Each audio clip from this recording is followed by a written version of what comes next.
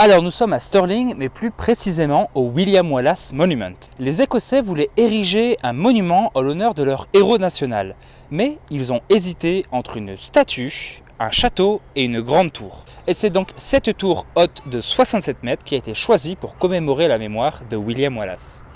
J'imagine que vous avez tous vu le film Braveheart. Eh bien sachez que c'est bien de ce William Wallace-là dont on parle aujourd'hui. Pour la petite anecdote, suite au succès du film en 1997, les Écossais et l'équipe du monument ont décidé d'ériger une statue avec le visage de Mel Gibson représentant William Wallace. Le film, bien qu'il soit une formidable histoire, est bourré d'incohérences et de mensonges sur les faits historiques. Vous pouvez bien imaginer que les Écossais n'ont pas accueilli cette statue à bras ouverts. Si bien qu'elle fut pillée et saccagée pendant de longs mois et l'équipe du monument a décidé de l'enlever moins d'1 an après. Et pour la petite anecdote insolite, la statue a été offerte à quelqu'un que l'on connaît tous, Donald Trump.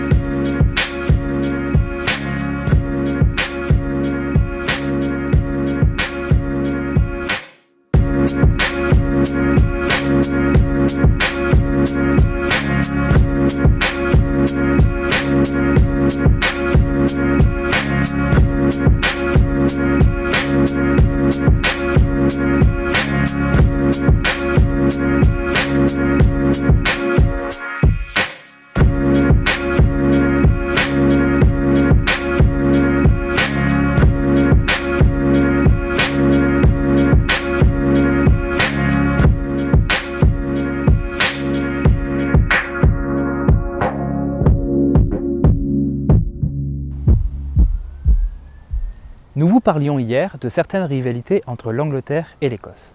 Sachez que ces différends datent de plusieurs siècles.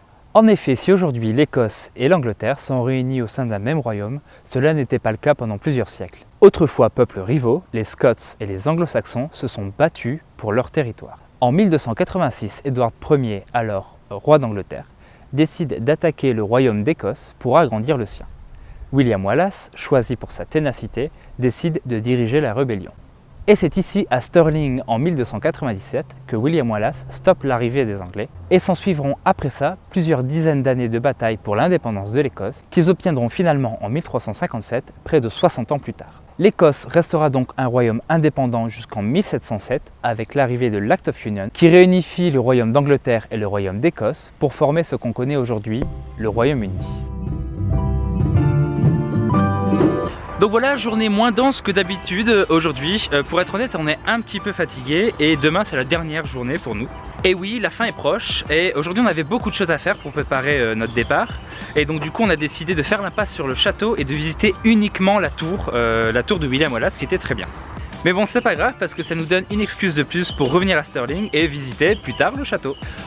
Quoi qu'il en soit, l'épisode de demain sera le dernier épisode du road trip. Mais si ça vous intéresse, on essaiera de faire une vidéo de débriefing pour voir un petit peu le budget, ce qu'on a visité, ce qu'on a préféré, combien de kilomètres on a fait également, ça pourrait être intéressant de voir ça.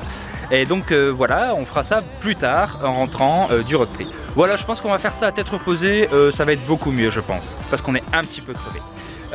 Donc voilà, je vous dis à demain et merci d'avoir regardé. Salut!